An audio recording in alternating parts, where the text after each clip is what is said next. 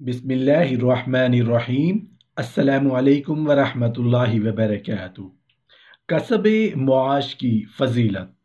मुतअद्दिद अहादीस में नबी करीम सल्लल्लाहु अलैहि वसल्लम ने मेहनत मजदूरी करने वाले और तलब मुआश की फ़िक्र करने वाले की फ़जीलत बयान की है। नबी करीम सल्लल्लाहु अलैहि वसल्लम ने फरमाया, बंदा सबसे हलाल जो खाता है वो उसकी कमाई का माल है। एक दूसरी हदीस में इरशाद है, बेशक रब ताला पेशा अख्तियार करने वाले मोमिन को महबूब रखते हैं। बुखारी शरीफ की रिवायत है कि किसी ने अपने हाथ की कमाई से बेहतर खाना नहीं खाया। एक सवाल के जवाब में इरशाद फरमाया, सबसे ज्यादा पाकीज़ा कमाई अपने हाथ की कमाई है और हलाल तिजारत है। कसब मुआश और रिज़्क़ के हलाल को तलाश करने वाले को इज्जत और शराफत की निगाह से देखा गया।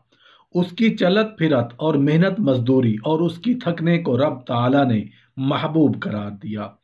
तिबरानी में हज़रत इब्न अब्बास रज़ी अल्लाहु अन्हु से रिवायत है कि नबी करीम सल्लल्लाहु अलैहि वसल्लम ने फरमाया, जिसने अपने दिन भर के काम काज से थक कर रात गुजारी वो मगफिरत के साथ रात गुजारता है। कसब मुआश करने वाले को नबी करीम सल्लल्लाहु अलैहि वसल्लम किस निगाह से देखते हैं और दरबार नबूवत में ऐसे शख्स की क्या कदर व फजीलत है, उसको ज़ैल में एक वाक़या मुलाहिज़ा कीजिएगा। एक मरतबा हज़रत जाबिर रज़ी अल्लाहु अन्हु ने नबी करीम सल्लल्लाहु अलैहि वसल्लम से मुसाफ़िहा किया तो आपको उसमें कुछ दाग नजर आए। दरियाफ्त फरमाया, ये क्या है? अर्ज किया, मैं नाल बंदी का काम करता हूँ और उससे अपने बच्चों का पेट पालता हूँ। ये सुनकर नबी करीम सल्लल्लाहु अलैहि वसल्लम ने उनके हाथों को बोसा दिया और फरमाया, ये वो हाथ है जिसको आग नहीं छुएगी। अपने हाथ से कमाने पर लिसान नबूवत से ये एक बहुत बड़ी बशारत है। इसमें हुनरमंदों और पेशावरों के रुतबा को किस कदर बुलंद किया गया है। उन हाथों को जब जहन्नम से खुलासी की बशारत है तो क्या ये कमाई जन्नत तक न ले जाएगी। इस्लाम ने फ़कत कमाने और मुआश अख्तियार करने पर ही जोर नहीं दिया, बल्कि उसके ऐसे असूल व ज़वाबित वज़ा किए हैं जो एक पाकीज़ा जिंदा और मुतहर्रिक मुआशरा वजूद में लाए। हज़रत इब्न अब्बास रज़ी अल्लाहु अन्हु से रिवायत है कि एक शख्स ने आकर अर्ज किया, या रसूल अल्लाह, आप मेरे पेशा और सन्नत के बारे में क्या फरमाते हैं? आपने दरियाफ्त फरमाया, तेरा पेशा क्या है? उसने अर्ज किया, मैं जोलाहा हूँ। फरमाया, तेरा पेशा तो हमारे बाप हज़रत आदम अलैहिस्सलाम का पेशा है। हज़रत आदम ने सबसे पहले कपड़ा बुना, हज़रत जिब्राईल अलैहिस्सलाम ने उन्हें सिखलाते थे और हज़रत आदम 3 दिन तक उनके शागिर्द रहे। बेशक रब ताला तेरे पेशे से मोहब्बत रखते हैं और तेरे पेशे को जिंदा और मुर्दा दोनों को ज़रूरत है। जिसने तुम्हारे बारे में कुछ बुरा कहा तो उसने हज़रत आदम से तनफ़ुर किया, और जिसने तुम पर लानत की यानी बुरा भला कहा उसने नऊज़ बिल्लाह हज़रत आदम पर लानत की, और जिसने तुम्हें सताया उसने हज़रत आदम को सताया, और बेशक क़यामत के दिन हज़रत आदम उसके ख़सम होंगे। तुम डरो मत और बशारत लो कि तुम्हारा पेशा मुबारक पेशा है और जन्नत में आदम तुम्हारे इस पेशा वालों के कायद होंगे। आप सल्लल्लाहु अलैहि वसल्लम ने किसी पेशा को भी अख्तियार करने पर जोर दिया। नबी करीम सल्लल्लाहु अलैहि वसल्लम का इरशाद है, जिसको किसी शय यानी किसी पेशा से रोजी मिलती है वो उसको लाजिम पकड़े और ना ही उस पेशे को बदले। अल्लामा हुरवी रहमतुल्लाह अलैह इसकी तफसीर में इरशाद फरमाते हैं, यानी उसको उस पेशा में बरकत मिलेगी और रिस्क मिलेगा कि वो उस पेशे को ना छोड़े और ना बदले। आदमी जो पेशा भी अख्तियार करे फिर उसमें कमाल पैदा करे, रब ताला उस पर अपनी रहमतों के दर खोल देगा। इब्न माजा में रिवायत है कि हजरात सहाबा कराम ने मस्जिद नबवी के लिए कच्ची ईंटें तैयार कर रखी थी। एक शख्स बड़ी उम्दगी से उन ईंटों के लिए मट्टी गूंद रहा था। आप सल्लल्लाहु अलैहि वसल्लम ने उसके इस कदर उम्दा काम को देखकर इरशाद फरमाया, खुदा उस पर रहम फरमाए जो किसी सन्नत में कमाल पैदा करे। फिर उससे फरमाया, तुम इस काम में लगे रहो क्योंकि मुझे नजर आता है कि तुम उसे उम्दगी से करते हो। رب تعالیٰ نے انسانوں کی ہدایت کے واسطے جو کامل نمونے بنا کر بھیجے وہ حضرات انبیاء کرام علیہم السلام ہیں۔ انبیاء کرام کی تعلیمات اور مبارک اسوہ میں انسانی زندگی کی جملہ ضروریات کی کفالت ہے۔ ان حضرات نے عقائد و عبادات کی تعلیم و تربیت کے ساتھ رب کے بندوں کی معیشت و معاش کی بھی اصلاح فرمائی اور اس کے اصول کے لیے رہنمائی فرمائی۔ انسانی ناپختہ اور خام عقل کہیں ان پیشوں اور تجارت کو رب کے تعلق اور روحانیت کی عروج تک پہنچنے میں آڑ اور حجاب نہ سمجھے۔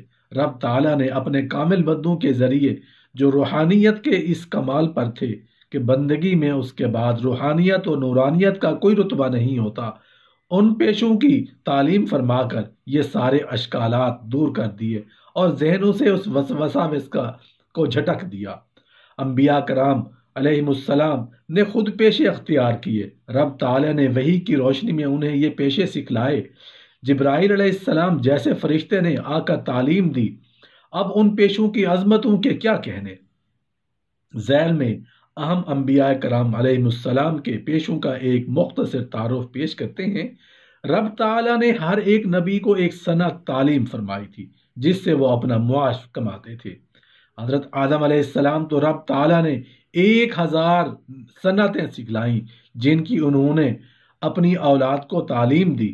ان میں غالب صنعت آپ کی زراعت اور کپڑا بننا تھا، یعنی حضرت آدم علیہ السلام کاشتکار اور جولاہے تھے، حضرت حوا کپڑے بنتی تھی، حضرت ادریس علیہ السلام درزی اور خطاط تھے، حضرت نوح علیہ السلام اور زکریہ علیہ السلام دونوں بڑھئی تھے۔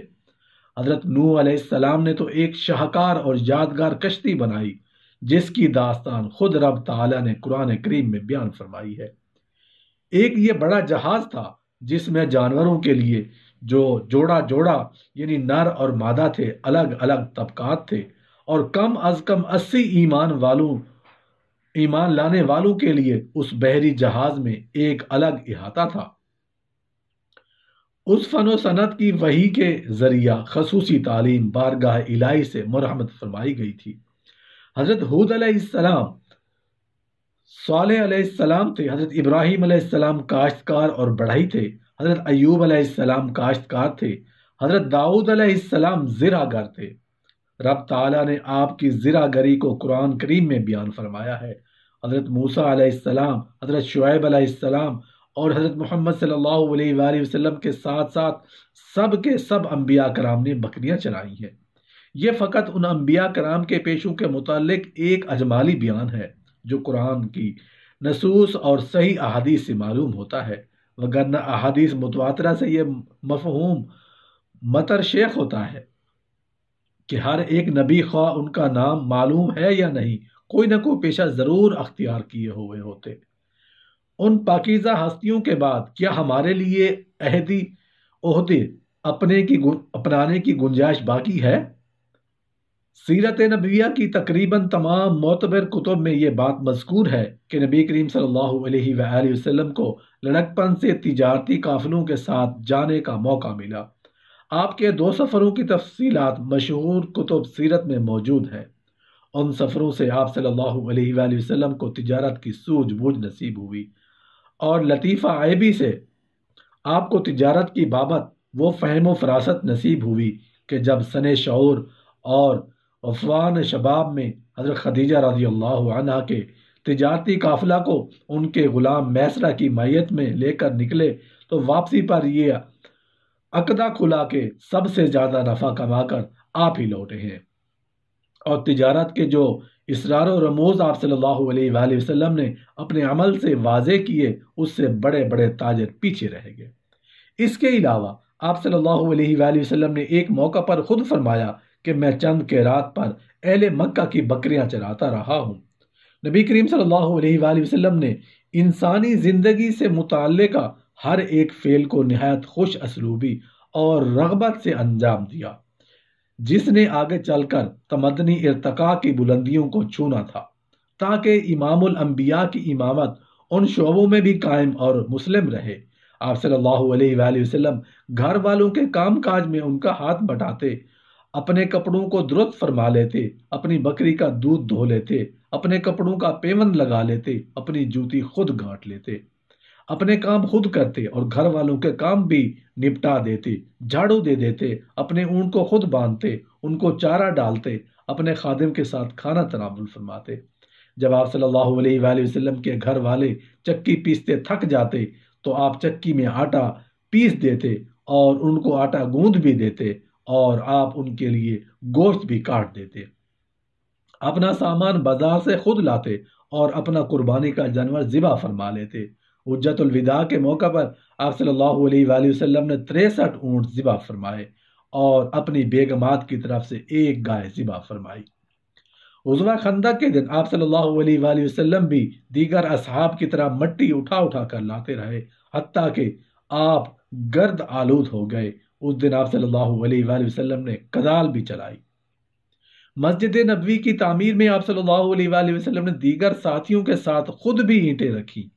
ایک مرتبہ آپ صلی اللہ علیہ وآلہ وسلم گزرے تو ایک غلام کو دیکھا جو ایک بکری کو ذبح کے بعد کھال اتار رہا تھا، لیکن اس سے اچھے طریقے سے اتاری نہیں جا رہی تھی۔ آپ صلی اللہ علیہ وآلہ وسلم نے اسے فرمایا، تم ایک طرف ہٹو، میں تمہیں دکھاؤں کہ کھال کیسے اتارتے ہیں۔ پھر آپ صلی اللہ علیہ وآلہ وسلم نے بکری کی کھال اور گوشت میں ہاتھ داخل کر کے اس کی بغل تک ہاتھ لے گئے اور یوں اس کو کھال اتارنا سکھلایا۔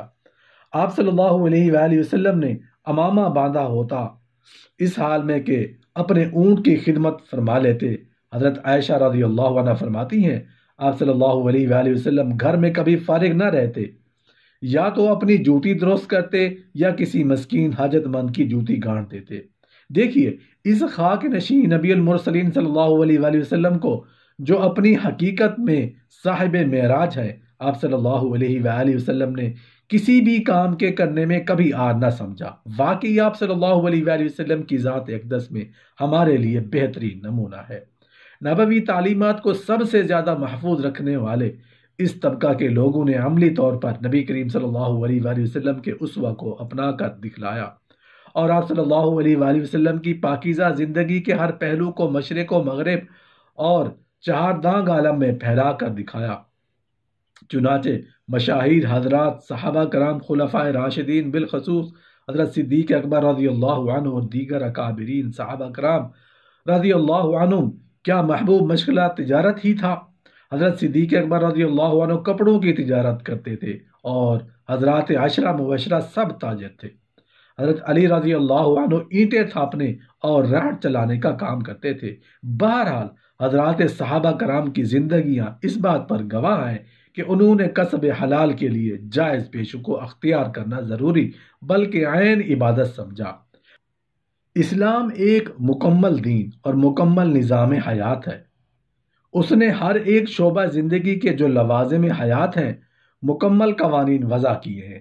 ایک سوسائٹی کی تعمیر و تشکیل میں باہمی لین دین اور ایک دوسرے کی صلاحیتوں اور فنون کی مہارت سے فائدہ اٹھانا ناگزیر ہے۔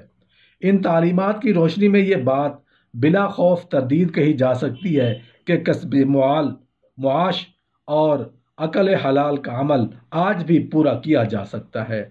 کسب معاش کا دوسرا بالعکس پہلو بطالت، سستی اور فراغت ہے۔